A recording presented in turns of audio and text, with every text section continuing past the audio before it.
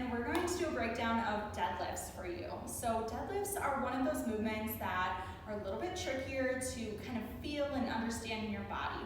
So just like any other movement, it's gonna look and feel different for a lot of people based on your body and individuality, but we're gonna talk about some of the key things that you wanna focus on when you're deadlifting, which is a hinge movement. So we're gonna start by, I'm gonna have her turn to the side, and she is going to bring her hands on her hips. So this is kind of how I show people visually what you wanna do. So it's different than a squat. A squat would be just like what it sounds, squatting down, bending through your knees. So show us a squat first, Krista. Perfect, and then show us a hinge. So it's a lot less bend in the knees, more or less movement through the hips.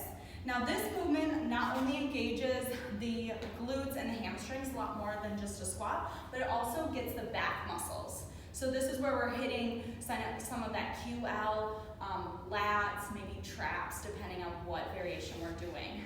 So just like in a squat, we want our feet about hips width, maybe a little wider. Yep, and I'm gonna show you just kind of the variation of posture, because posture plays a big part in deadlift.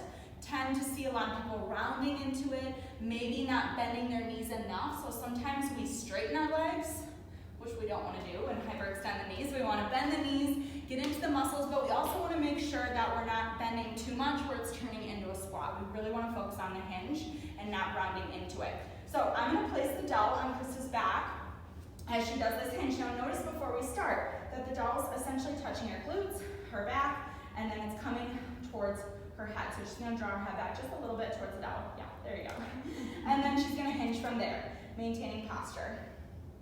So just a soft bend in the knees, hinging forward, and then back up. Now, if she was rounding more, you're gonna see her upper back and head kind of pull away from the dowel. So she rounds her shoulders when she goes down. Yep, even more. She's got too good a posture here. And then back up. So you can see that gap between the upper back and the neck if she's rounding into it versus having good posture touching the dowel. So there's a lot of variations of deadlifts, but ultimately a squat is a hinge, but a hinge is not a squat. So a squat, we still have that hinge movement through the hips, but the deadlift is the main movement that's gonna focus on the hinge, which we tend to lose as we age. So it's really important to be able to hinge and work those muscles that we do when we're doing deadlifts.